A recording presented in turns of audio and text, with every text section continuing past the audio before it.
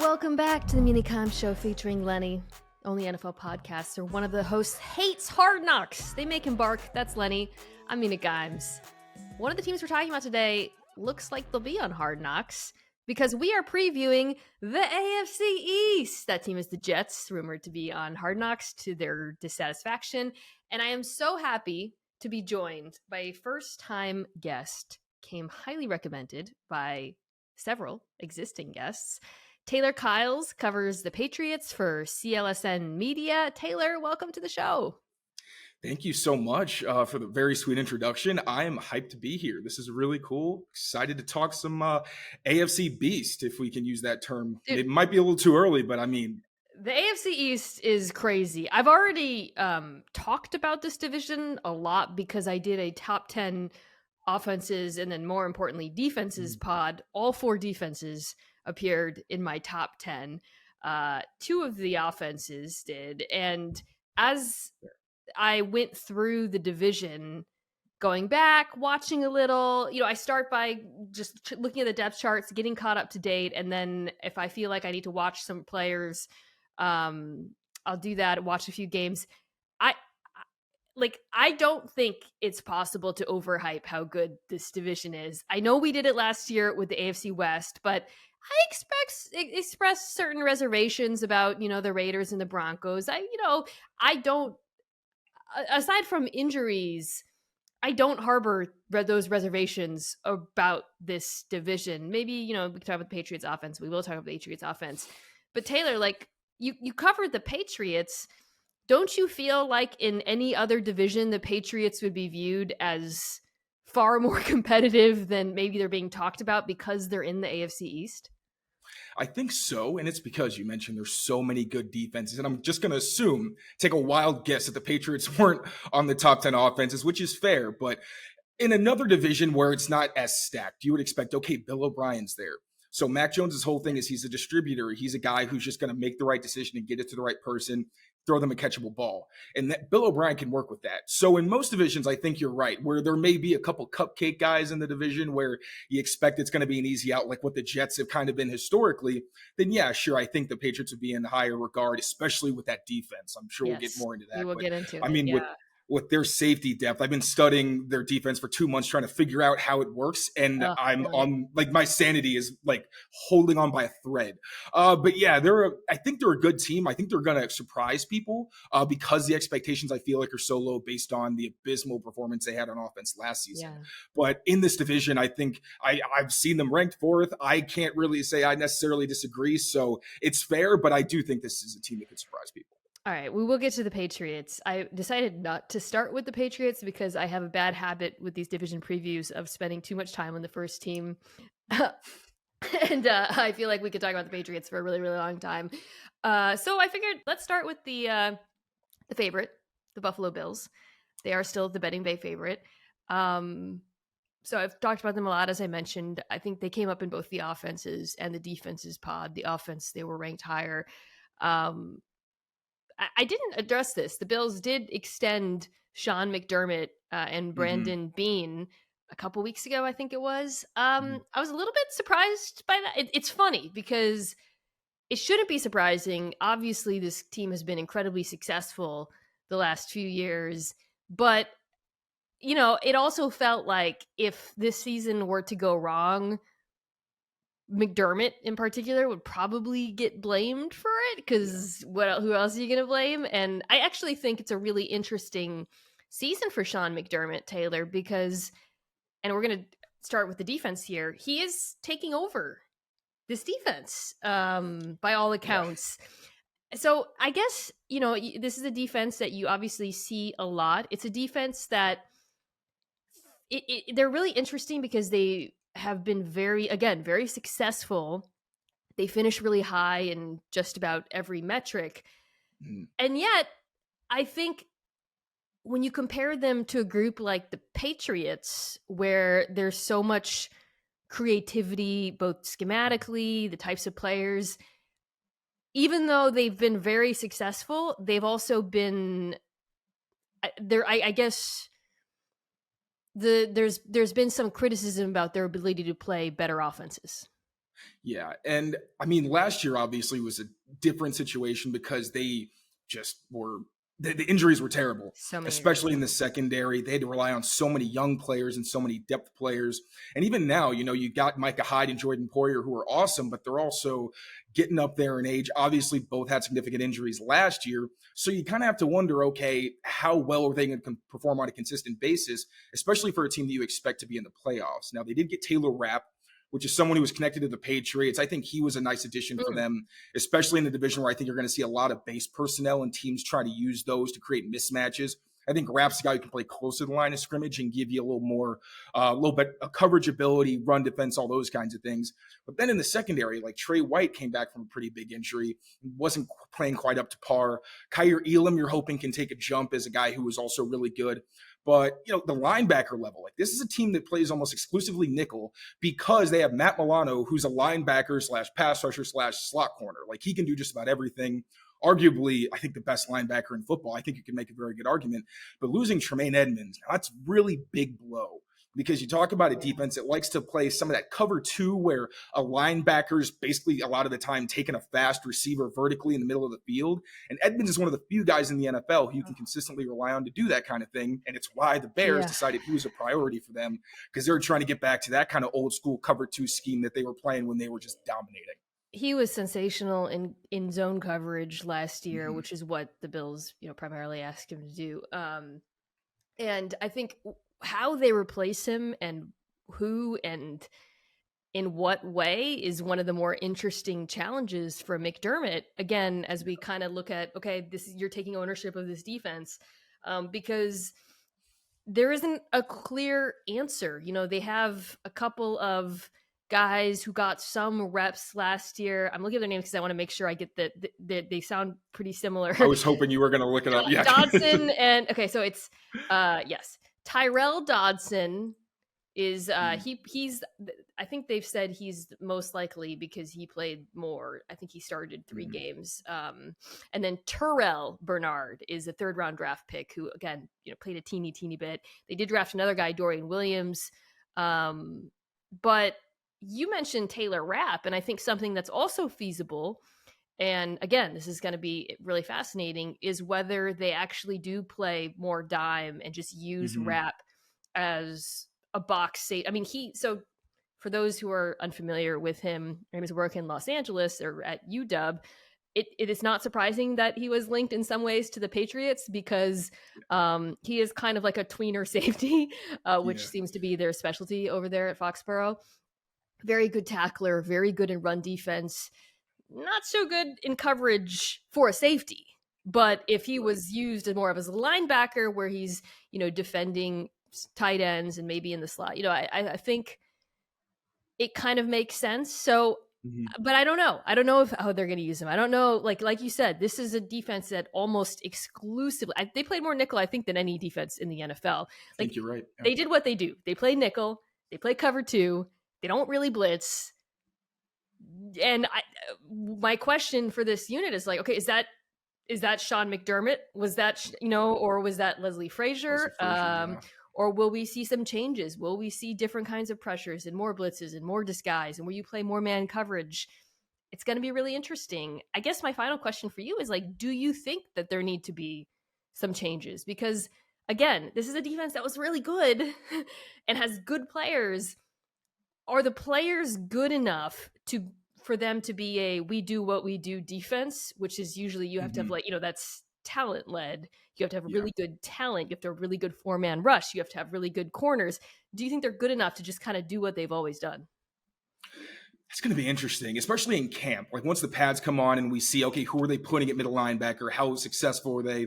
Like Dorian Williams, in my mind, seems like the most obvious guy who's going to take the torch from Tremaine Edmonds when you think of one, they look almost identical. They got the dreads. They're guys who are just like tick, tick, tick, let the play develop and they fire out of a cannon. A little smaller, right? And that's where you have to think, he's kind of in that wrap role where really he's more of a safety.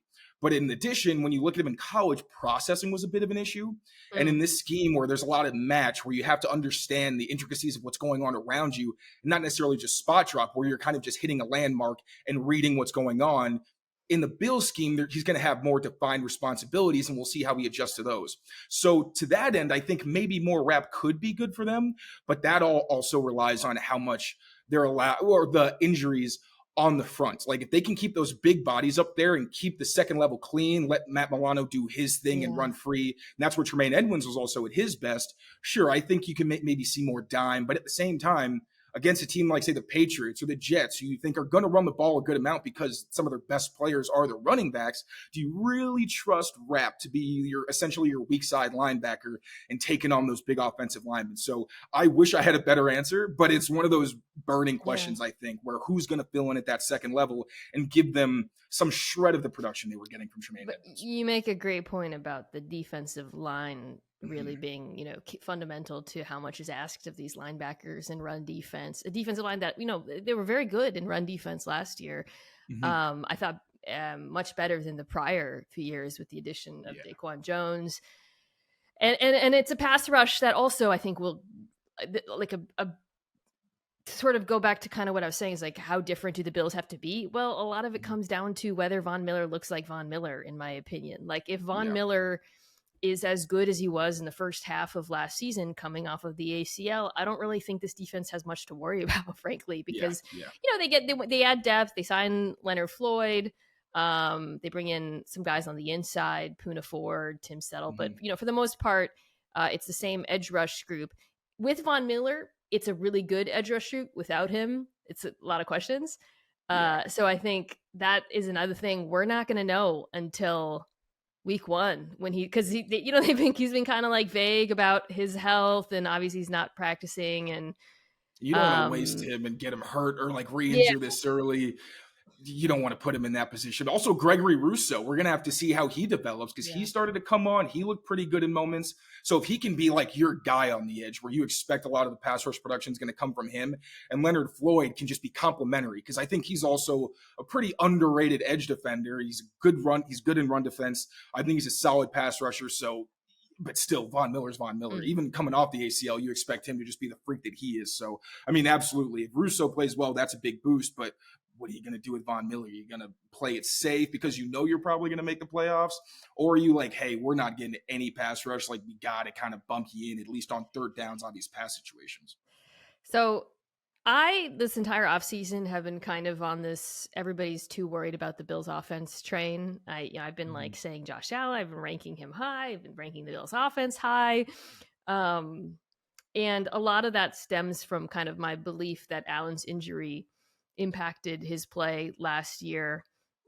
And it was most notably the biggest difference. It's funny because his injury was like week 9, I believe. So I was looking at the week 1 through 8 versus 10 through the playoff splits, and there's actually not that many dissimilarities in terms of DVOA, QBR, off target rate. Even like it's not as he didn't drop off. He threw a lot of interceptions. But the one thing where there was a dramatic change is he went from about middle of the pack in air yards per attempt to third, and then it got even higher and into the playoffs. He was just firing downfield. And Taylor, I do think some of that had to do with the injuries. I thought it explained some of his inaccuracy throwing short. But one of the things I'm excited about with this Bills offense and some of the changes that I expect is the addition of Dalton Kincaid at tight end. For me, it's less about, the Bills are going to come out. I mean, they'll be in 12 personnel, but Dalton Kincaid, Brandon Beane himself has called it 11 and a half. Like, he knows Dalton Kincaid is I respect the transparency. You don't He's usually like, hear coaches acknowledge, this guy's a receiver. They expect to see a lot of nickel, as they usually do. But one of the things I'm so excited about is not necessarily, now they can run the ball or whatever. I mean, he's certainly more helpful than whatever insert slot receiver. But I also think he's just a really good underneath option for Josh Allen. And that's, to me, sort of last year what was a real issue at times, because Gabe Davis just isn't used that way at all. Right. Yeah, he's kind of a one-trick pony. And I think the short accuracy, like you mentioned, it really stood out after that injury where some of the short throws you would think were automatic were going behind guys who are just not catchable balls. But for some reason, even though he had the elbow injury, he's throwing dimes like 50 yards And downfield, it which was is weird, right? You're like, the you're man is hurt, not but human. you're good throwing deep. What is the It's wonky, but Josh Allen's also wonky in terms of just like he's not a human being. So, that played out how it did. But with Kincaid, I do think he's that guy, kind of a security blanket that Cole Beasley was. I see him filling a similar role where Beasley won more with quickness, obviously wasn't the biggest guy, but he's really hard to defend in their scheme. Kincaid is a similar guy where he may not shake guys out of their shoes necessarily, but he's a bigger body at 6'3". And if you're going to play him like a slot receiver, I've had this conversation about Mike Gesicki. It's very easy to sit there and say, oh, he's a receiver, just cover him with a corner. How many slot corners do you know who are even 6 feet tall? Yeah. Not many. So, yeah, he may not necessarily win with quickness, although he is one of the most, I think he's going to walk into the NFL as one of its more athletic tight ends. But then you also have the element of size. He can win short to intermediate, but also deep, depending on what the matchup is. So I think he's a really big boost for their offense. And if I'm a Bills fan, I'm feeling way better than I did before the draft because, like I said, Gabe Davis, pretty good at what he does, but he's inconsistent. He's a bit of a one-trick pony. Then you got younger guys who really aren't proven. You don't know what you're going to get from them. I love Dawson Knox. Maybe it's just because every time I watch him against the Patriots, he's just having a really great game on those scrambles, and he's always there for Josh Allen. It's so frustrating. But Kincaid is someone who I think you can consistently rely on and expect he's going to come in, and they're like, yeah, no, when Diggs is going to get all the attention, you are the one who's going to capitalize on it. And if you play them in nickel or big nickel, Kincaid he's not a great blocker. That's not why he's being drafted, but he can block. I mean, like, you're better off with two tight ends on the field running the ball than you were with Khalil Shakir or Cole Beasley or whatever. So it does give them, like, if you are going to play this team really light, the addition, the usage of a tight end instead of wide receiver, it makes a difference, even if that's not his thing, because of, like he's going to be going up against a much smaller guy. And I think that's something, Taylor, that they really wanted to focus on coming into this season. I mean, with the drafting of Kincaid, again, obviously he's not a blocker, but the point is he's a tight end. And then the signing of Damian Harris, like that felt like we want to change our identity a little bit signing. Yeah. So let's talk about him. Like, what do you think he brings to the run game that's maybe different from what they had with Singletary? And how do you see the balance in terms of usage shaking out between him and James Cook? So yeah, Damian Harris, I say heartbreaking, as someone who's been following the Patriots, he just seemed like a wonderful person, great locker room guy, is one of Mac Jones's best friends, like in the world. And he always performed really well, especially against the Bills. So when he was signed by them, it made a lot of sense. But he gives you one size. Devin Singletary was more of a water bug, although I do think he's a really good back. I had a lot of fun watching Devin Singletary. Definitely underrated. He's really tough for his size. He gets extra yards. He can make guys miss, although he is smaller. But Damian Harris, what the minus is that he's hurt. Like, you're not going to get 17 games out of him, unfortunately. But when he's on the field, he's their best power back, and it's really not close. And you can consistently count on him in that role. And one other draft pick who I think is going to be significant in maybe what they do this year if he ends up getting significant playing time, O'Cyrus Torrence. Yeah. Like, he's a Mike Onwenu type where he's massive but has the feet where he can hold up in pass protection. And once he gets his hands on you, you're kind of done. If they really do want to go into games and say, all right, we're not trying to put all this on Josh Allen's shoulders, or maybe it's one of those games where Josh is regressing and he's playing like he's back at Wyoming and just making decisions that completely boggle your mind. It crept up. I don't like bringing those up, but the reality is you did see some of that last season. But I think O'Cyrus Torrence, Damian Harris, and then you said Kincaid isn't a great blocker, but if you're getting like that Travis Kelce slot receiver who sometimes lines up offline type, get in the way. If you try, then you're doing your job pretty much. And there are tight ends who don't try. It's like, no, if you put me in the trenches, I don't know what you're expecting, but it's not going to be good. But with those three guys, I think they have at least the option to say, all right, we got to take some of the pressure off of our passing game. Let's try to run the rock. And with someone like Torrence, I think they have a better shot at being effective. And obviously James Cook, not the same guy. He's more of a wide zone, kind of stretch the defense horizontally, find that crease and hit it. Whereas Damian Harris is more of a guy who's going to win on like duo power, those kinds where he's just going straight down your throat. But yeah, I really do expect them to lean on the run game more than they have in years past. But that's also, whether they have the willpower to say, all right, we're not just going to use our cheat code at quarterback. We're actually going to try to give the defense something else to think about. And with their play action scheme, like they love going out with a look that looks like run. Like sometimes they would come out with 3 tight ends and Gabriel Davis. And you're thinking, there's no way they're going to pass out of this. And then Gabe Davis is getting wide open because the defense is thinking pass. So I do think those additions give the offense the option to be more balanced, which is a really, really scary thought. Yeah. I'd like to see them use the fullback a little bit more too this year. Gilliam.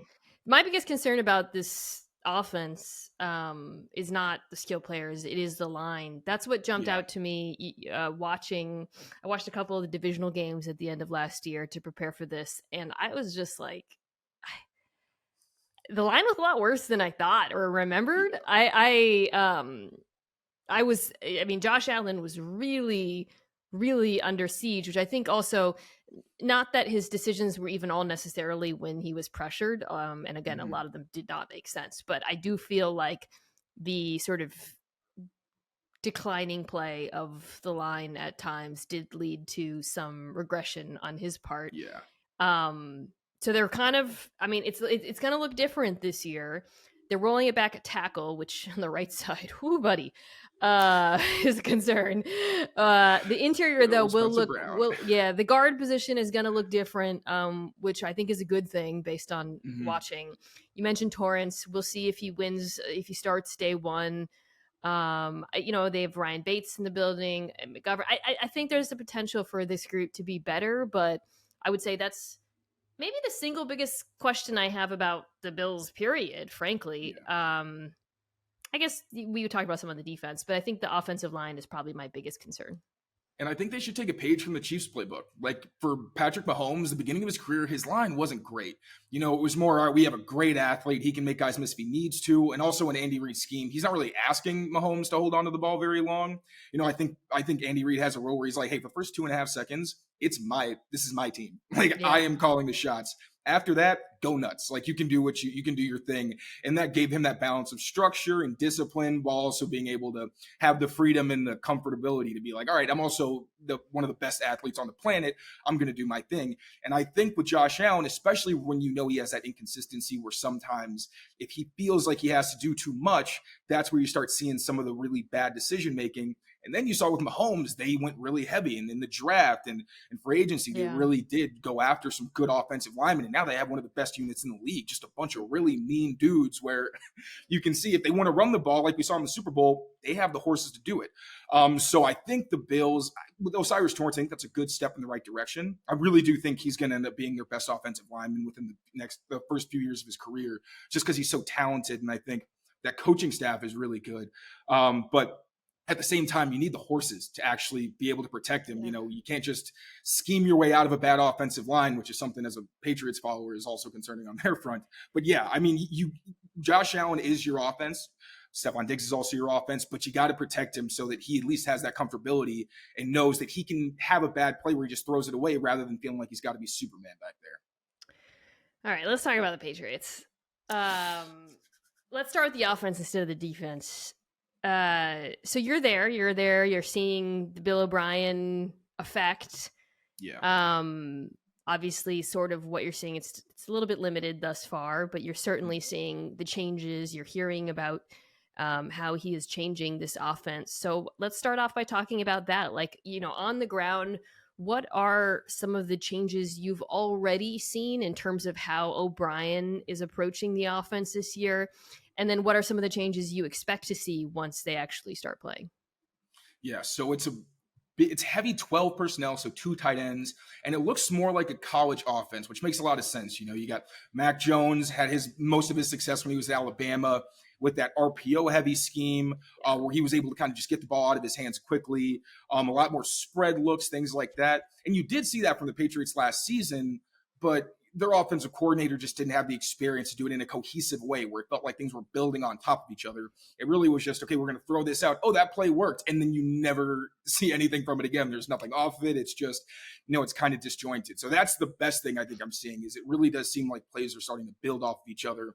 And in this spread offense, I think the Patriots are probably best suited to be a running team just because Ramondre Stevenson is their best player on offense. And I think with their line, there's questions in pass protection. So I think you'd want to be in a position where, Bill O'Brien loves max protection when he runs play action, which means basically everyone but the receivers are blocking. So the quarterback has as much protection as possible. And worst case scenario, if no one gets open downfield, you just check it down and you get a nice little chunky yards to keep the chains going. So, and beyond schematically, I mean, listening to Bill O'Brien, he is very vocal. Like he is reaming guys if they're making mistakes. And that's what you want to see from an offense that lack communication, lack discipline, lack coherency. Like there was just, it didn't feel like a professional offense. You're definitely seeing that where O'Brien's holding them to a standard. And I know Mac Jones, like people say he looked pouty on the sidelines and all these things last season, but I think his frustration was the fact that he didn't feel like he had a leader he could rely on, especially coming off of a rookie season where he had Josh McDaniels, one of the brightest offensive minds in the league. And you can see him and Bill O'Brien, they seem to work much better together because of that leadership role and that the experience really and the proven track record that O'Brien has. Plus they had the overlap where I know when O'Brien got to Alabama, Mac Jones was there, and I think Nick Saban specifically asked him to incorporate more of Sarkisian's playbook. So he kind of blended those cultures where it's everything he did with the Patriots and all those things, but also things that Mac Jones was comfortable with. So it's the best situation you can ask for.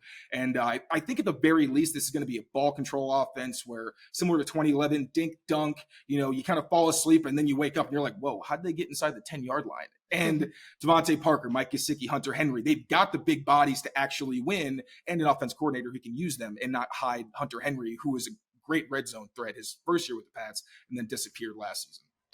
So off the top of your head, what would you guess Mac Jones's QBR was when pressured last year?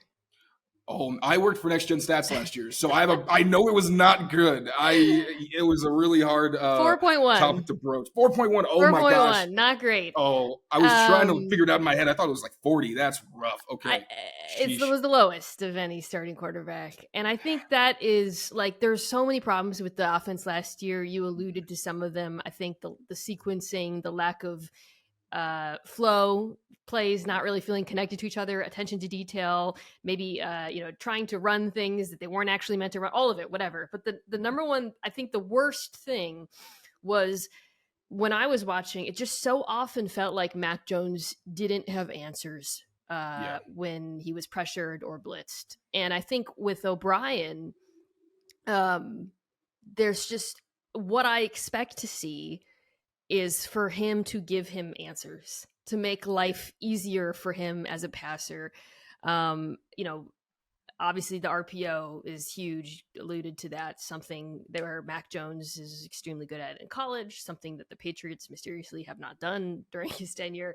That's a no-brainer, again, in terms of giving him answers, giving him easier completions.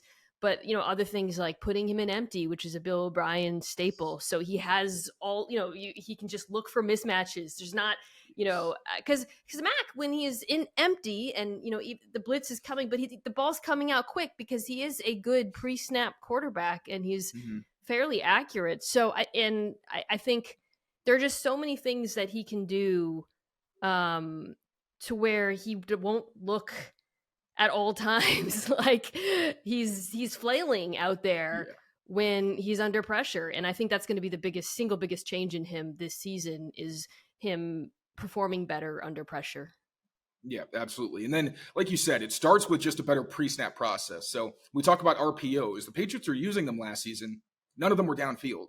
So if you're just running and then it's a bubble field, this bubble screen, like no one's afraid of that. That's basically giving the other team a win because they're just asked to defend not one of the easiest necessarily, but it's just not very threatening. Whereas in college, you saw Mac hitting slants, hitting goes. I did a piece on that for CLNS where I'm doing a series rebuilding the Pats offense where you see that O'Brien does similar things where it's more downfield RPOs where the defense is in real conflict. Because they don't just have to worry about defending the run and maybe a screen on the other side of the field. It's no, they could throw right over your head if you do commit to the run. And then in the empty packages, Josh McDaniels kind of dabbled with them. I think Mac's rookie season, there were times where his pre-snap process wasn't great. So I think maybe that held McDaniels back from using it that year. And then last year, it just kind of disappeared. So Mac's third year, he's got a good coach who can teach him. And one thing I love about O'Brien, if you watch his clinics, the way he teaches, he makes it very simple. He dumbs things down as much as he can, because like the philosophy of, if you can't defend a play, we're just going to keep running it until you figure out how to stop it.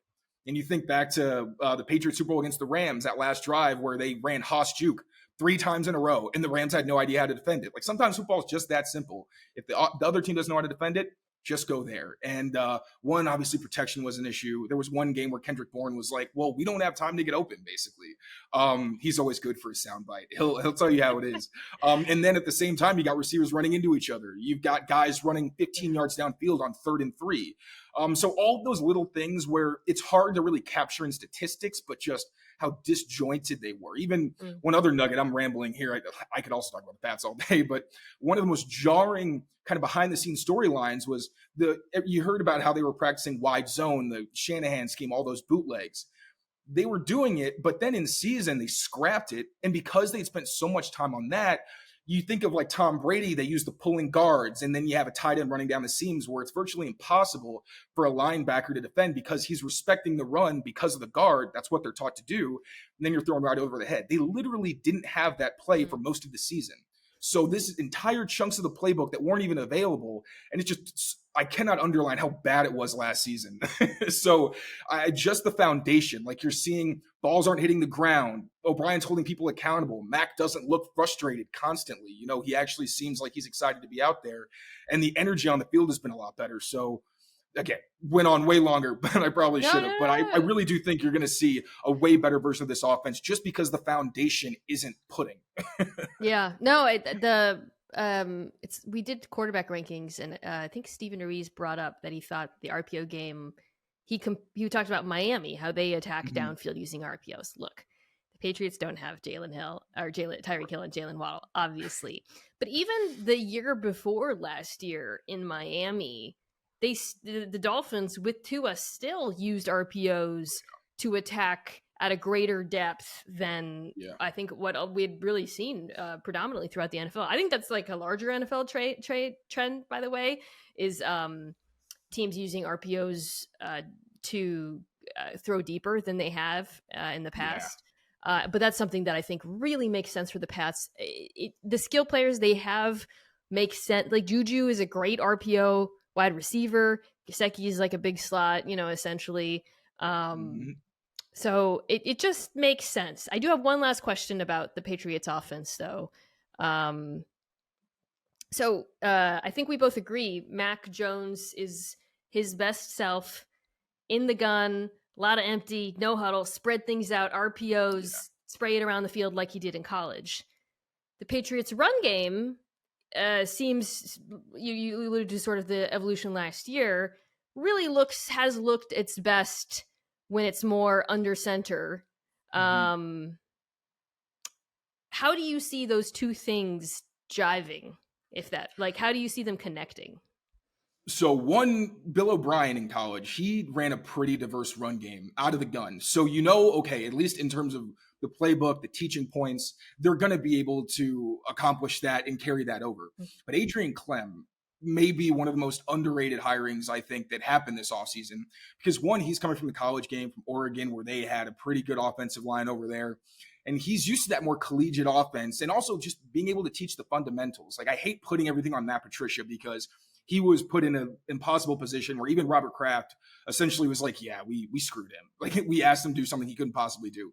Like, offensive line coaches are their own thing. Like, you can have an entire career and that's all you coach, and you will be one of the most revered people in your profession because it's so hard and there's so much detail that goes into teaching that position. Matt Patricia's doing that while he's putting a game plan together, which is just impossible. And you could tell they changed the system and the way they communicated on the offensive line, where you could just see fundamentally where they tried the wide zone stuff. I don't even think at first I thought it was a personnel issue, but really it was more teaching and these players just not executing things properly. So I think that they'll be able to have success because the teaching points will be better and players will understand how to improve if they make mistakes. And you're just starting from a much higher point. So I don't really think going to more shotgun is going to affect them necessarily. If anything, I think, just because they have the teachers and the coaches to improve it. I think we could see a better, I'm almost positive that we're going to see a better version of the run game than we saw last season. Yeah, and I think Stevenson is a pretty scheme and formation agnostic running back. Like I think he can be used a variety of ways. He's a really, really good player. I am worried about the offensive line. Similar to the Bills, same thing, same spot. Both. Actually, the right tackle spot is like, ooh.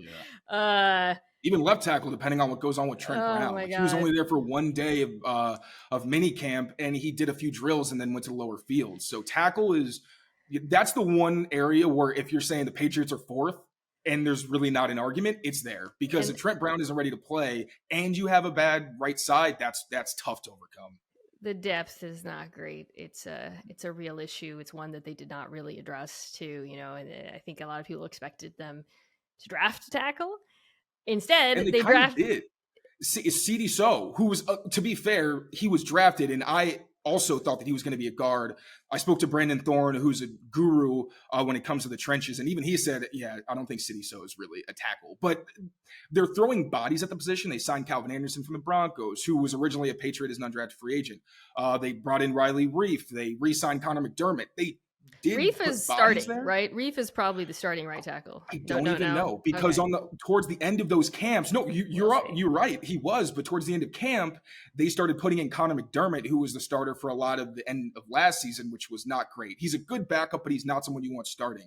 So they threw a lot of bodies at the position, but there's really no one outside of Trent Brown who you're like, oh yeah, if he starts 17 games, I'm not terrified.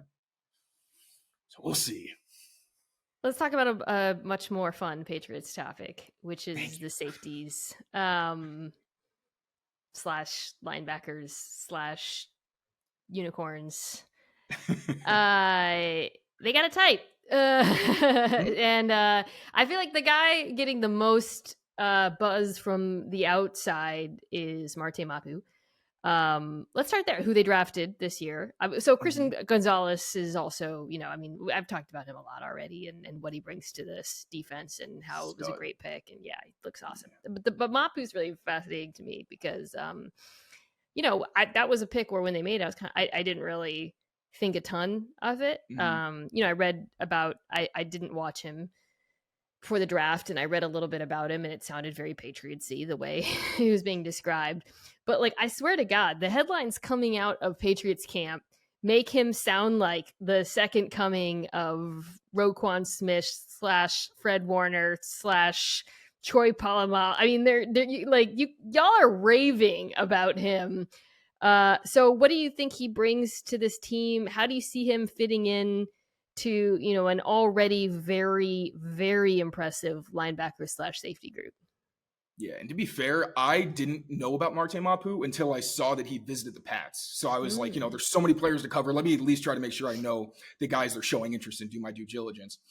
And it did not take long to be like, oh my God, yeah, no, he fits. He's the guy. Because I know that Jim Nagy, who runs the Senior Bowl, was saying with some of the best defenders, you hear them before you see them. And that's Mapu. You're not hearing a lot, obviously. They're not wearing pads or anything, but you see the pursuit, this closing speed, the burst, it's all there. And it's freaky because this is one of the biggest guys in the secondary. He's Kyle Duggar's weight, but he's 6'4". So he's a really big dude, and just physics. If a really big guy is fast, it's gonna hurt when he hits you. And you saw him at the Senior Bowl where he really made a name for himself. He was throwing his shoulder into offensive linemen to defend the run on wide zone. He was coming downhill. So you saw that he could be a linebacker, which is what he basically was in college, although he's really more of a slot corner, like one of those hybrid kind of roles.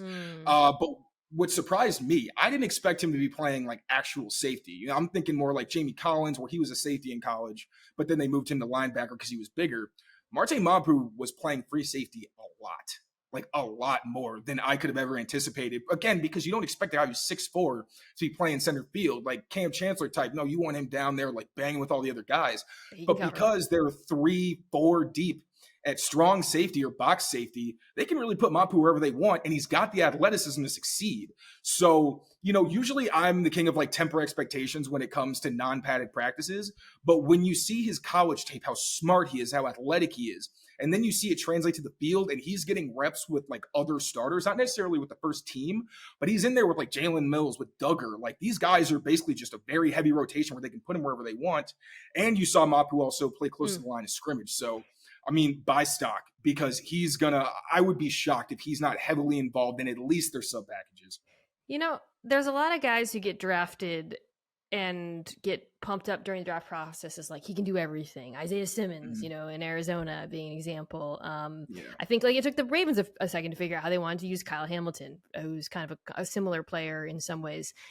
But the Patriots really seem to measure in the most important thing to our team, or like we are going to corner the market on linebackers who can cover and safeties who can tackle. And as we talk about, so much of what's happening right now in NFL offenses is being able to get into personnel groups that make defenses uncomfortable. You alluded to the Chiefs and their 13 personnel is like one of the major storylines of the 2022 season for me. To have a defense where you have not just one, not just two, but multiple players who can do all of these things, it just strikes me as such a schematic advantage for this team. There's so much more multiple than most teams in the NFL, and it's a huge reason why they, finished number one weighted DVOA. Yeah, and you see it because they very rarely don't have three safeties on the field. I was looking yesterday. There's also several packages where in third and long, there were four. They wouldn't really have there were some where there were four down linemen, and it was Adrian Phillips and Jabril Peppers at linebacker. Like, they know what they've got, and they push the envelope as much as possible. They even had a base package against the Browns where you see Kyle Duggar at cornerback, and he had an interception and then stopped like an end around where he just put his hand in the tight end's chest and just threw him aside and made the tackle. Like, you got like Jabril Peppers and Adrian Phillips, and I could really go on. Really, all their safeties, like you said, can play linebacker, but they're also very good slot corners, and the scheme helps them out because, for Jabril Peppers, when he was with the Giants, there was a game where they had him in man coverage in the slot against Cooper Kupp. Can't tell you why. That seems like an unhinged move, just because Cooper Kupp is one of the best receivers in the league, and Jabril Peppers is still a strong safety. That's a mismatch no matter what safety you're putting out there. The Patriots, when Jabril Peppers is on the field, he plays zone. So they put him underneath so he doesn't have to carry guys downfield. One guy who gets a lot of flack, Miles Bryant, is someone who sometimes he'll go from cornerback, and I love him just because of how smart he is and how much flexibility he gives them.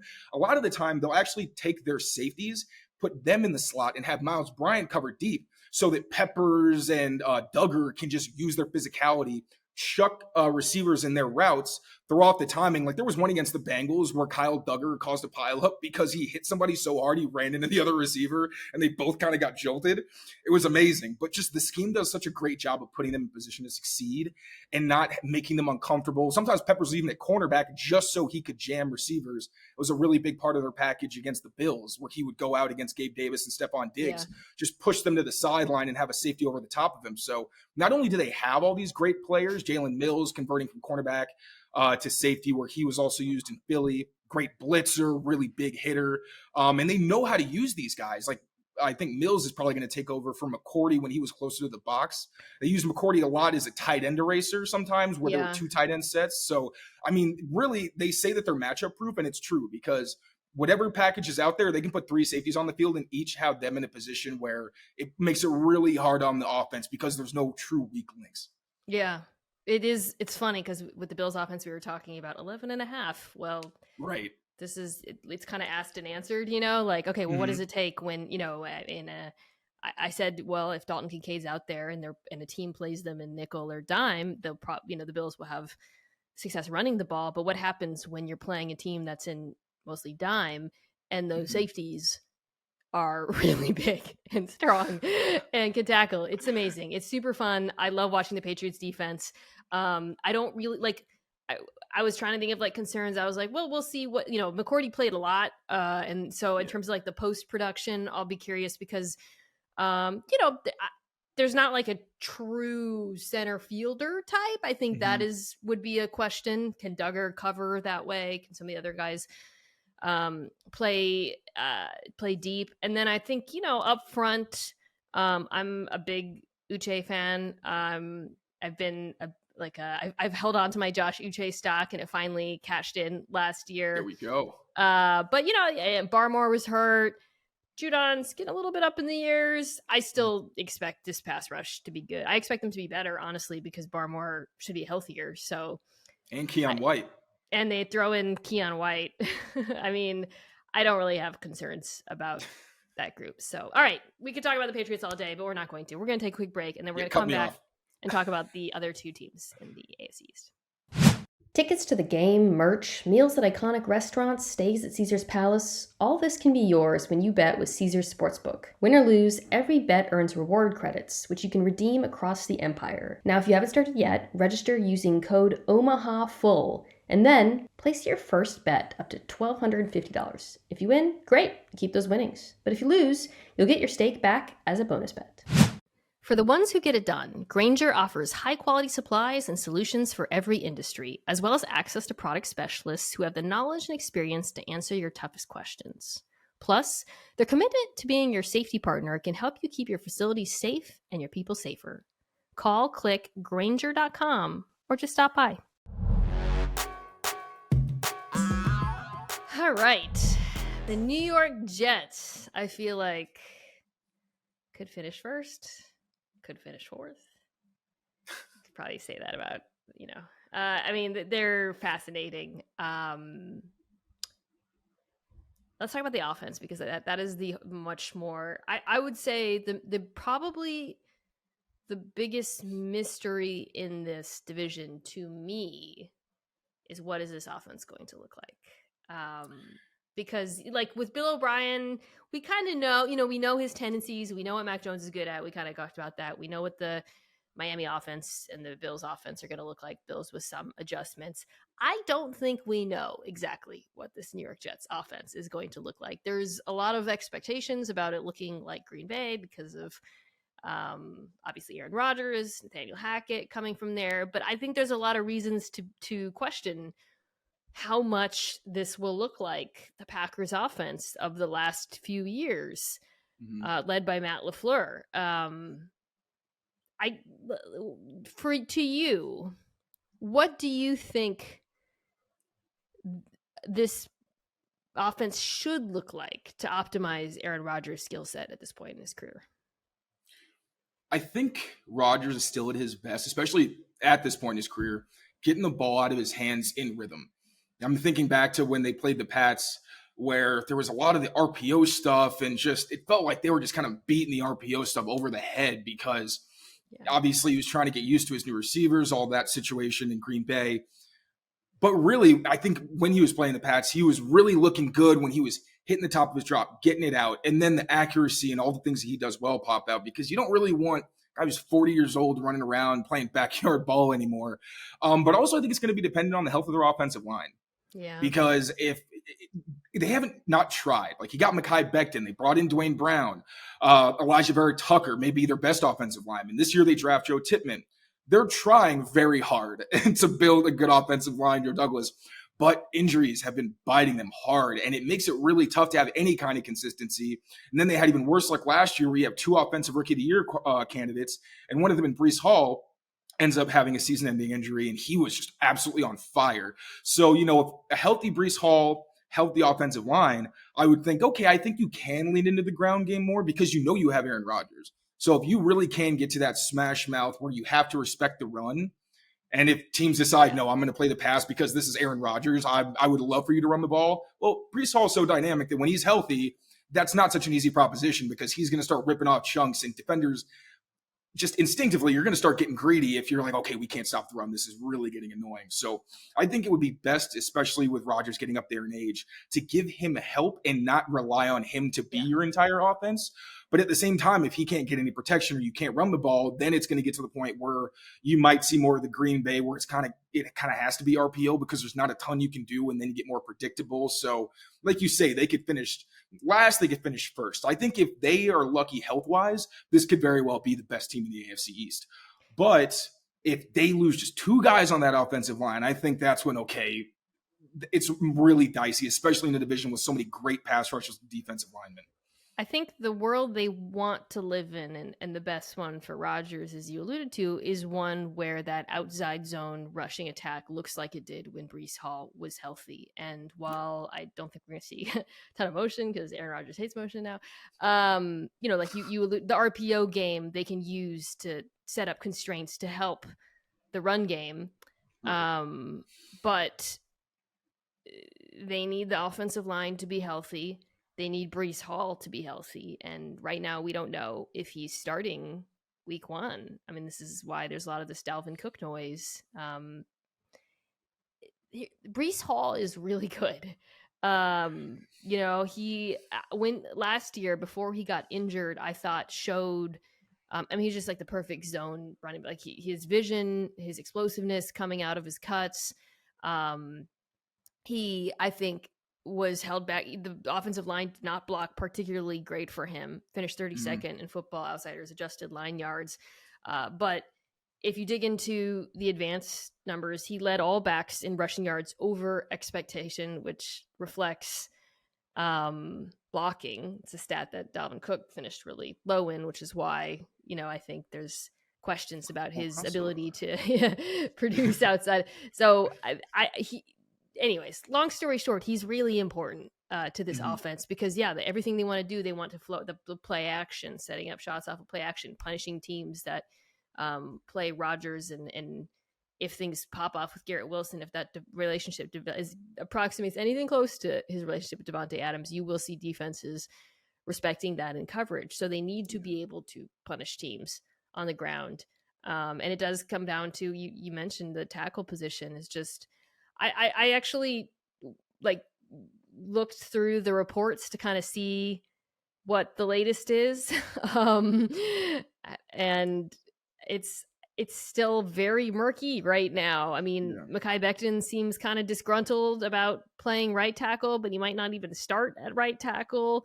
Dwayne Brown is the ostensible starting left tackle. He's a competent player, but obviously getting up in the years and coming off of surgery. So anyways, long story short, it's important. It's also obviously very important to pass pro because my feeling about Rodgers at this point in his career is he can still sling it. His arm is still there, but he's not as mobile.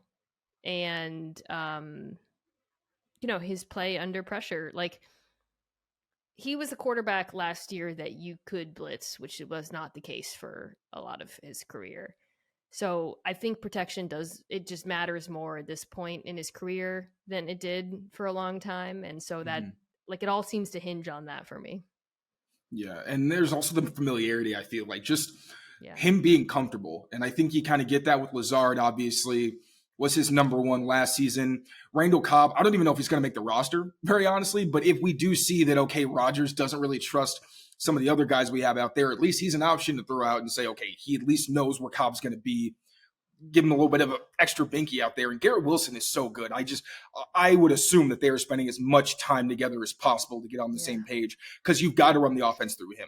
I think their other guys are complementary. McCole Hardman's more of a gadget guy. They got Denzel Mims, another guy you're not even sure if he's going to make the team. Corey Davis, who's a veteran, so maybe they can catch on a little quicker. Still a Jet. It's amazing. Some of the receivers they have, I'm like, whoa, he's still there. But yeah, I really do think, like you say, it's easy to blitz a guy when he doesn't trust the guys he's throwing to, or if, he doesn't think they're going to be in the right spot, if they don't know what adjustment to make.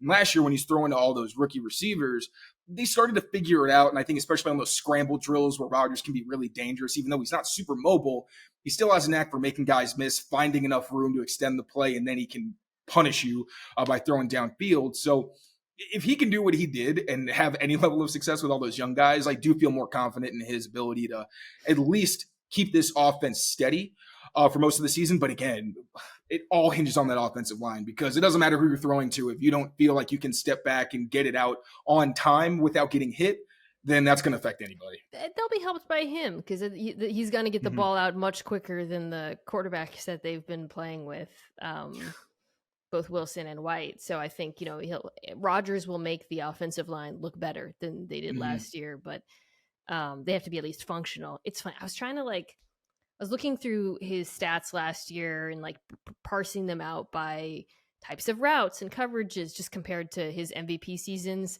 But it's so hard to, one, there's the injury. It's also just so, every time you look at it, you're like, is this an Aaron Rodgers stat or a Devontae Adams not being their stat? Like, it's really hard to parse out because things that he stopped doing, attacking the deep middle, things like outbreaking short routes. He went from second best quarterback in the NFL to one of the worst. Well, it's kind of a Devontae Adams stat. So, when I watched him, he didn't strike me as being like, I wasn't like, oh God, like some, his arm's falling off or anything like that. He just kind of struck me as not trusting the receivers and then at times just going full YOLO. So, I think that's what, it's not unreasonable to think he'll be better this season. But yeah, the line is a huge question mark. Far fewer question marks on the defense. More just exclamation points. Yeah. Finished top 5 in just about everything last year. Very good against both the pass and the run. Good against the run without allocating a lot of resources to the run. A lot of, light box. I mean, they're pretty much like a light box team that played a lot of, I think probably the most quarters in the NFL would be my guess off the top of my head. Yeah, very quarters heavy with, 2 shutdown corners. Like, it's kind of like if you have a defense that can stop the run with light boxes and if you have 2 shutdown corners in the NFL, you're kind of set. I mean, and you can get after the quarterback with 4 and they can do all 3 of those things. Yeah, it makes your life a lot easier on defense when you've got Quinnen Williams in the middle. You got Carl Lawson when he's out there, John Franklin Myers. Like, their defensive front is so underrated because I feel like it's a mix of like bigger power rushers, really, that people don't necessarily know of as household names, and then some veterans who you've heard of, but you don't really know much about them because they're playing for the Jets. No one talks about the Jets, but their front was full of some monsters. Quinnen Williams just treats offensive linemen, especially on the interior, like they're not even there. Good. It is terrifying to watch. And not only the power, but the explosiveness and the mobility for him. Like, I if anything, you're coming away from this podcast, Quinnen Williams, buy stock. I know he's not necessarily a fantasy football guy, but he's just a fantastic player. But yeah, the front really dictates a lot of what they do because you think of their linebackers. They got Quincy Williams and CJ Mosley, who aren't like the Patriots, like they're Jawan Bentley types, where it's basically another lineman who you can stack and shed pretty easily and count on that guy to win in the ground game. Really, the Jets' second level is more about let me be athletic and fly to the ball. Obviously, that's going to bite you sometimes when you have that kind of scheme. But with their front, a lot of times people aren't even getting to the second level because they're so dominant. Makes life easier on the linebackers. And then in the secondary, you can play more of those. Like, obviously, everyone's trying to copy Vic Fangio and play more too high because your priority on pretty much every play is to stop the pass. And whether they're rotating down, they play a decent amount of cover 3 as well. Just every single team plays a good amount of cover 3 because you have to defend the run. They like to mix in cover 1 once it's an obvious passing situation. But on those early downs, like you said, they don't really have to commit a lot of resources. And even if you want to run the ball because it's a favorable look, you can't because they're dominant. That's another defense I can talk about all day. I'd say the only real question mark is the safety spot. Chuck Clark seemed like he was maybe going to add some stability, got hurt. What's going to happen with Adrian Amos? You don't really know. But those corners, I mean, obviously Sauce. DJ Reed was so amazing. Underrated. Such an underrated player. Yeah. 5'9" corner who you would think would be in the slot, but he was playing like one of the better outside corners in the league. And then one of their Michael Carters. They had a running back and a slot corner. It's very confusing. But even Michael Carter in the slot was pretty solid. So I would say if I'm an offense, I'm sorry. Yeah. It's very obvious where you attack this team, which is I think you saw that with the Ravens. Like Lamar Jackson had some bombs where he just got Rashad Bateman up against a safety and was like, yeah, okay. I think off the top of my head, maybe the Jags. There were a couple of offenses where it was very obvious they were going after the linebackers and the safeties in coverage because you can't look anywhere else. I mean, and that's, I grabbed this out of curiosity. So outside the numbers, they had the second lowest QBR in football. Everything is like insane, like shut down. between the numbers, 23rd best. There you go. Yep. And, when you look at the EPA per play allowed by the different players in coverage, it's Sauce Gardner, best in the NFL. 28.8 expected points at it, which I realize probably means nothing when I'm describing it. It's basically throwing at him was a death wish, and very few quarterbacks did it. All of the corners were good. However, or probably negative 28.8, I should say. But the safeties and the linebackers, not so much in coverage. That's where you see it is a pretty dramatic split in terms of grades, stats, shows up on the tape. So I agree with your diagnosis of the potential issue. I thought CJ Mosley was good, but outside of him, linebacker and safety is the thing. But again, 4-man rush, light boxes, 2 shutdown corners. That's, it's not ideal to be weak in the middle, but when you play that Fangio type scheme of we're just going to force you to throw underneath. Like, one thing about the linebackers, like, you can manipulate them a little bit, but when they're playing zone and they're getting back to their depth, you're still kind of having a dink and dunk. And if you're not a quarterback who's willing to do that consistently, or you're not in a position where you can use play action to create those matchups over the middle and kind of get guys displaced or a step behind, then you're really in trouble, because you're not, like we said, you're not throwing deep on the outside against those guys. That's not happening. But if they know it's coming, really, if you're not going to get the ball out of your hand quickly, it's either going to be a sack or maybe a turnover, or just it's not going to work out well for you. So they have their weaknesses, but you have to be very, very patient when throwing against this defense. And how many quarterbacks can you say are going to do that consistently? Yeah, they're very well built for the modern NFL. And, like to play like the mutant quarterbacks, you have to be able to get pressure without blitzing. And you have to be able to take away the deep part of the field, and they can do both of those things. So yes, there's maybe some questions other than that, but the foundation is insane. I do not expect regression. I've talked about this. Young ascending players across the board. They didn't even really get contribution from their edge rushers outside of, Lawson was okay.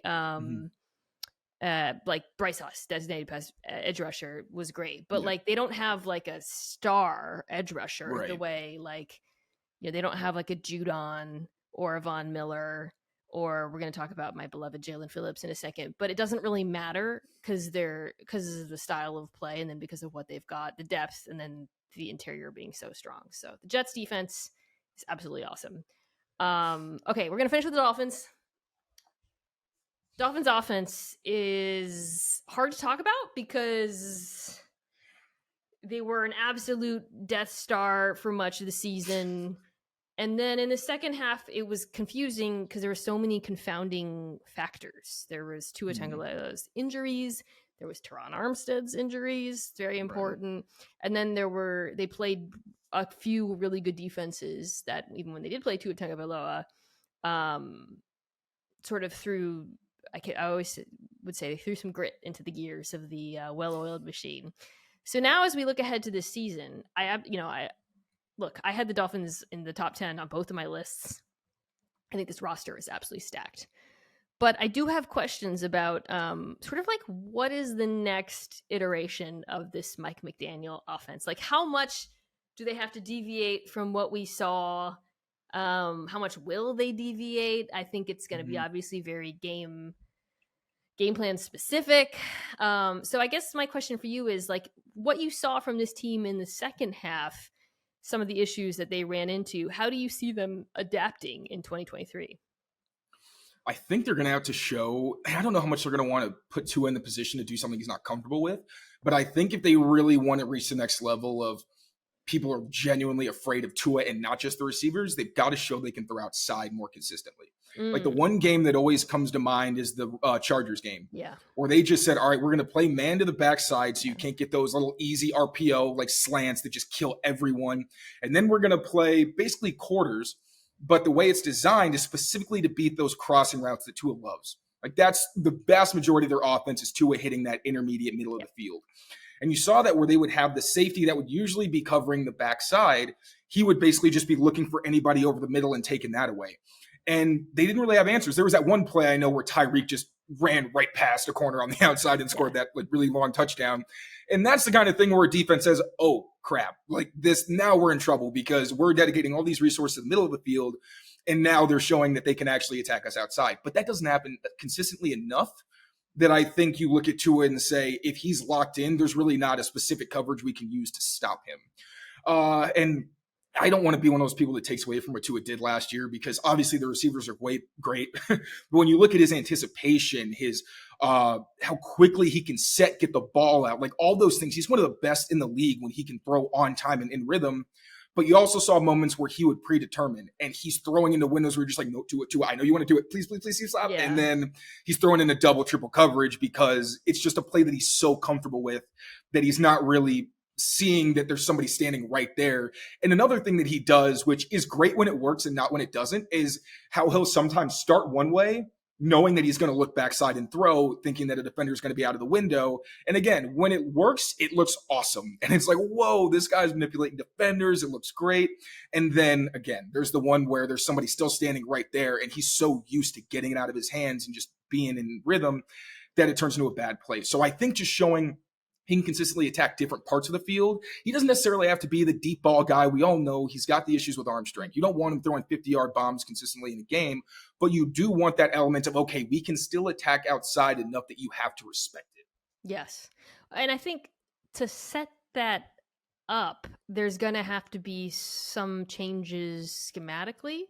I do think that they need to run the ball more efficiently, basically make defenses fear it a little bit more by just being efficient on early downs when they do run the ball. One thing that jumped out to me, though, I mean, it's not like they couldn't run it. Like, I've seen that sort of narrative out there, like, oh, Mike McDaniel wouldn't run the ball, and this team they weren't built for whatever playoff football. That guys that can run the ball. Like, I actually thought so. One of the games that I went back and watched again was the Bills game where Tua was back, and they ran the ball really well in that game. I don't even remember that, Taylor, but like I do think it's something they can do. They love having a fullback on the field. Ingold is their fullback. But it's funny. They faced, I pulled this because I was just curious. Okay. So it was really interesting seeing like Mike McDaniel's translation of the like Shanahan offense and how it changed. And obviously the most glaring thing was the use of RPOs and Tua in the gun and that kind of thing, and attacking downfield because the motion and all that. But they used the most 21 personnel in the NFL, which I think people would be surprised by because you think of San Francisco, and they were the second most efficient offense in doing so, right behind San Francisco. But whereas San Francisco, when they were in 21, they faced 8-man boxes 42% of the time, which is not surprising because that's what people expect them to do. Miami in 21 personnel, so when they had an extra running back or fullback on the field, faced stacked boxes just 18% of the time. Defenses did not think they were going. They weren't running into them, were they? They're on the ball, yeah. So I really think we might see McDaniel, like in terms of like, okay, where does this offense go from here? You talked about how they need to be able to pass outside better, and I think that's definitely true. I also think, just running into those light boxes more, building a more efficient run game just to get they need to be in more third. This was a team that was like outrageous on first down, and I think just like with their core concepts, but I think just setting up third and manageables with the run game will make things a lot easier for Tua and for the passing attack when defenses take away the middle of the field and those, those breaking RPOs and whatnot. So I think that's going to be a thing. I also think a big change we're going to see is I expect them to actually use their tight ends this year. So this team with Mike Gesicki, who we didn't, now on the Patriots, I really like that pickup. He was basically a non-factor in this offense. Yeah. Like Mike McDaniel did not look his way at all. So he goes out and they add Durham Smythe. Or was he on the roster? I can't remember. But Durham Smythe. He was on the roster. Yeah, sorry. Eric Saubert is the one that they from Denver. Yeah. Croft. They added Croft, not Tyler Croft, who was in San Francisco. Anyways, point is, they want blocking. He wants his tight ends to actually block. So I think this is the team that we're going to see, just frankly, like a more multiple and more efficient run game. And I think it'll help the passing attack as a result, because it'll make defenses actually, accept that they do different things. Yeah, and literally the running attack didn't even pop into my head, because obviously you're afraid of them because they can pass the ball. And when I was watching the Patriots, I was studying their big nickel package where it's nickel, but instead of a corner, you put a safety. And the two of the games where they played at the most, I believe it was like top 3, were against Miami in the beginning of the season and the end of the season, because McDaniel loves coming out in run personnel, going under center. Everything looks like run. Yeah. They also do some interesting things with formation, where you'll see multiple shifts, because they'll start, it's called formation to boundary, where like they'll have 3 receivers to the short side of the field, which is not normal. But then it messes with your rules, because you're not sure where to line up pre-snap all the time on defense. Then they have somebody come across and there's somebody in motion, and you're just like, what am I looking at? This is just so much to process. But they're doing all that to set up the run and obviously just get that second level to freeze, so Tyreek Hill and Jalen Waddle can do their thing and just stretch you downfield. But the Patriots were also almost always playing either cover 2 or starting in a 2-high shell and then rotating down after they would do their motion to get more numbers in the box, just in case there was a run. But you could tell they didn't really respect it very much. They were just kind of going through the motions, but it's like, no, you're not fooling us. We know you want to throw it over our heads. So I do agree, if they actually commit to the run, and I understand it's very tempting, just like with the Bills, when you have superstars who can kill a defense in the pass game, especially when you come out in those run formations, I completely understand the temptation to be like, but we're still going to pass, because I would like to rather get 20 plays instead of 5. But still, when you can get those chunks in, like we were saying earlier, when you force a defense to, whether or not they realize it, to say, all right, I'm not going to keep letting you get 5 yards, 4 yards. Like, I'm sick of this. It just takes that one play where then it pops off and Jalen Waddle's on a crossing route and outrunning the entire defense. So not only do I think that helps time of possession, that's where you can really extend the game and make it even harder on defenses, because it's not these big plays where you're getting like 30, 40-yard scores, and then your defense is back on the field. It really puts these teams in a bind if they're like, well, we at least have to formationally show some respect to this run game, and then all the benefits are going to come from that. So I do, it's kind of like the Bills, we were saying, if they really can run the ball and they force you to respect it, or at least acknowledge its existence, then these offenses become even scarier than they already are. And like that's a broader point, right, about the league right now, as defenses have shifted towards playing the pass more. And we talked about this a lot in my podcast or whatever. You don't have to be run heavy. You just have to convince them that you can do it and that you will do it, to get them out of those looks. And I think that, again, that's just so key with this Miami team is because with the Chargers game, in terms of like, defense is making a concerted effort to take away the middle of the field and challenge that core RPO / play action concepts that they were using with Tyreek Hill. You have to punish them for it. Yeah, if you're going to play that way, you got to punish you for it. So I'm really excited to see kind of what's next with this Miami offense. I think it's really interesting because it's such an unreal collection of skill player talent. And So unfair. Jalen, with A-Chain too? Like, whew. Oh my God. Whew. I saw, I can't remember, it was one of the aggregators put up a tweet like, who's the best number 2 wide receiver in the NFL? And look, T. Higgins is right there. Yeah. Jalen Waddle is insane. He's so good. He's exactly what you want in that slot Z role, because he's so good with the ball in his hands, but he can also beat you deep. He's just an absolute nightmare. He has physicality. He's like good at the catch point, but he's like such a good player. All right, I talked about the Dolphins defense. I talked about at great length during the Top 10 Defenses podcast. This might be the unit in the NFL. I almost had to check myself. I almost put them above New England, and I was like, am I being irrationally? I wouldn't blame you. I've gone back and forth myself. The talent at all 3 levels now. And then, I've talked a long length about Vic Fangio's scheme and why I think it's a great fit with the talent. I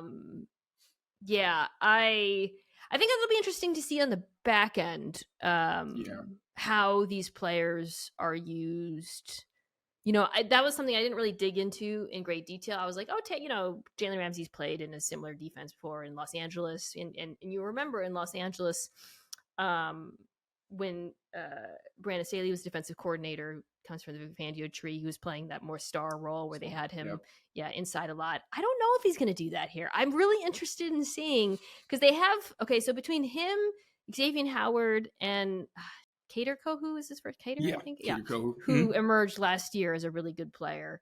It's a lot of really interesting players. I'm not quite sure exactly how Fangio is going to deploy Ramsey in this scheme.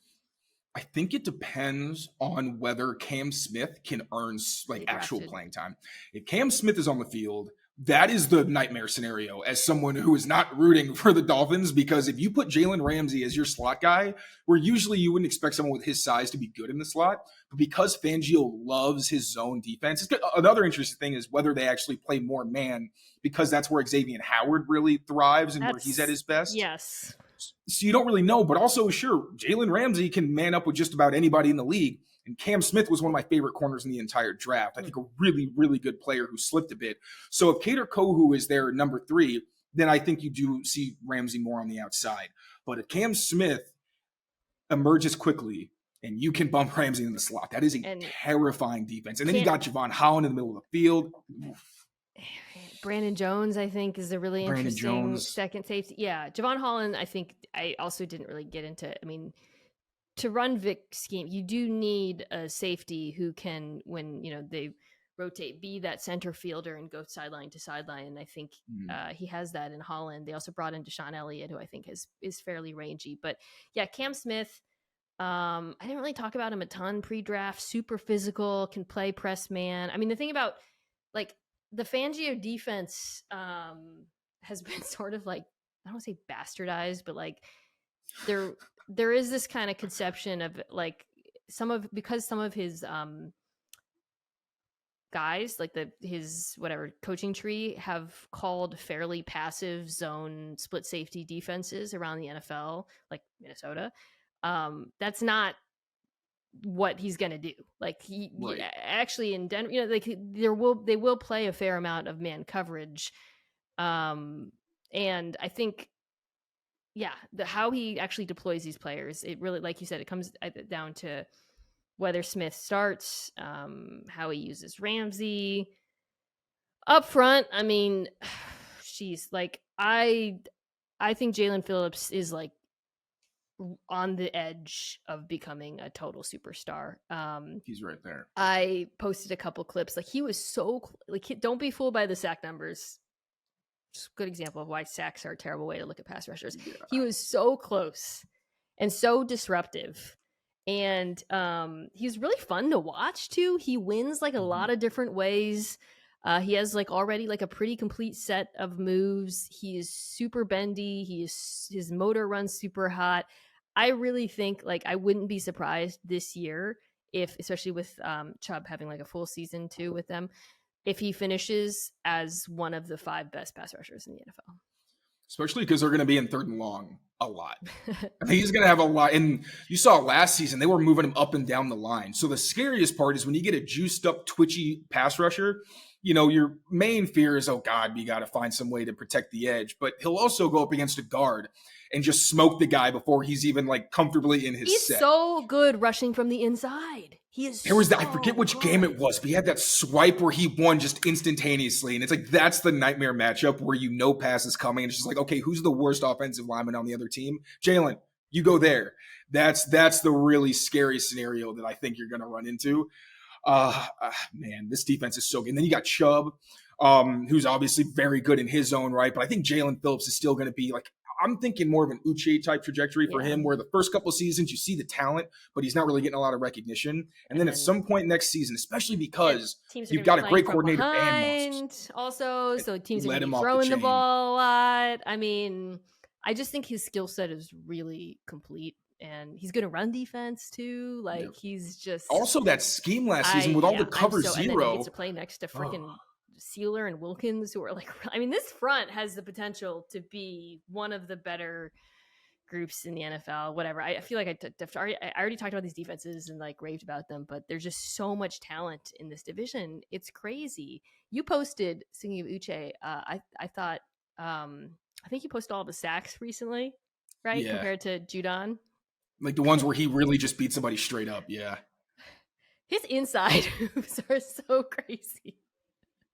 Because you can't not respect him outside. And then as soon as you do, just whoop. It's death. It is death. The Phillips clips I posted were of him going up against, because I wanted to first I watched him against the divisional games, then I went back, I wanted to watch him against a good left tackle. So I think it was Miami or Detroit. It was against Taylor Decker, I think, and he was just fucking kicking his ass. Like, it was crazy. He's on another level. And he's got that Uche thing where they're just so fast, but they know how to build things and counter off certain things and set you up. They're really, really smart young edge rushers. And there's so much you can say. And I really do think that now that they're going to get away from the cover zero scheme that they've had since the Flores days, which I think kind of hid their best pass rushers, because in cover zero, you're not expecting any one person to win. You're just trying to overwhelm the protection and hope somebody gets free or the ball comes out. So Jalen Phillips was getting fewer opportunities. Really everybody. Christian Wilkins, like Sealer, who I'm so glad you mentioned. He's Mike Dietrich Wise of the Dolphins, where he does so many things for them and is so impactful, but people don't really talk about him. Extremely He's complete. a really good player. Yeah. And they're all going to get more opportunities to actually rush the passer. And like we said, because there's going to be obvious passing situations where instead of, okay, Javon Holland is probably going to be the one who gets the pressure because he's the only one that they didn't block. Now it's going to be more one-on-one situations, and these guys are really going to get a chance to get off the chain and just make life miserable for I think of like lines. Khalil Mack in Chicago, just thinking about Fangio's past defenses and the kind of role that he could play and the way in which it could unleash his productivity is pretty special. Okay. Now the hard part. I don't know how to rank these teams. I guess Bills, Dolphins, Jets, Pats, but like I would not be surprised if it finishes like there's some divisions, there's like a lot of divisions, it's like, okay, there's a clear 2-tier, there's a middle. I don't because I really believe people are sleeping on the fact that the Patriots have one of the best defenses in the NFL and all they need is their offense to be average. And if that's the case, they can play any of these teams. So I don't know. I have them fourth. I don't know. Like in my record prediction for the Pats, I had them winning 12-13. The 13 was a homer pick. I admitted it was against the Chiefs just because Belichick is so good against Mahomes. But here was the contingent. I was like, if they win 8 games, I won't be surprised, because I think the defense is going to keep them in every game. I think we're going to get back to the Patriots teams that like they're not ever going to get blown out, or like it's not going to be an embarrassing loss. There's going to be some like 16-13, like it's going to get nasty with this team. The guys who like that 1950s brand of football, they're going to go nuts for the Patriots this year. But at the end of the day, you think about it, how do you win football games? You score more than the other team. Well, if the other team isn't scoring 30 points every week, or at least you're holding them around the 20s range, and you can get to the point where it's, okay, Mac, we have the ball last. Don't screw this up. And last year, they were screwing themselves a lot. Like they would be in ideal situations, and then there'd be a penalty or the Raiders game, whatever. I'm still not over that. That was one of the genuinely most insane things I've ever seen in my life. But if they're not shooting themselves in the foot, this is a team that you're going to say, hey, they're not going to throw it over our heads all the time, unless Tyquan Thornton emerges. But yeah, it's going to be, okay, this is going to be a tight game where we can't let our foot off the gas, because if we do that in the fourth quarter, they can get a sneaky win out of here. I do think all 4 of these teams can make the playoffs. I would say I would put the Patriots out of the group that can win the Super Bowl, but I think the other 3 can. Fair. And then Dolphins, Jets, it's like O-line health is really, and Tua's health. If Tua, and you made a great point in one of your shows where none of the backups played with Teron Armstead, right? Yes, very, very few reps with Armstead. Very hard to judge how good the offense is without their starting quarterback and their left tackle.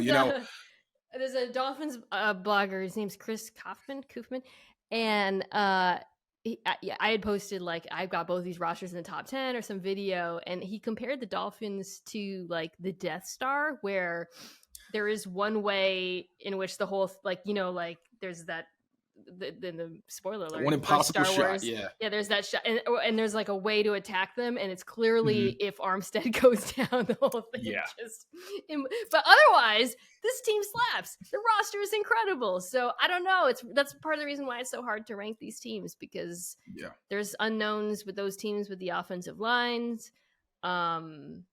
We'll see with the Bills defense, whether, what it looks like with McDermott. I think they're the safest bet, which is why I do still have them winning the division, because I think you can come up with question marks for the other teams. But I'm excited to see how it all plays out. You're so lucky. You covered a division where there's no duds. Every divisional game is going to be amazing. Guys, if you are interested in reading Taylor's amazing Patriots coverage, where can they check out your work? First of all, thank you so much for having me, Mina. This was a blast. But yeah, you can find me on Twitter at TKYLES39. And you can also find me at clnsmedia.com under my name, Taylor Kyles. And I also still do some work for Pat's Pulpit with SB Nation. That's where I got my start. Nice. They've always been unbelievable to me. So yeah, those are my spots. I like Pat's Pulpit. Pat's Pulpit, pardon me. That's one of the better team blogs out there. So they're I fantastic. Like another stacked roster. Yeah, another stacked roster. All right. Well, thank you so much for coming on, Taylor. We'll have to have you back on when the season starts. Please and thank you.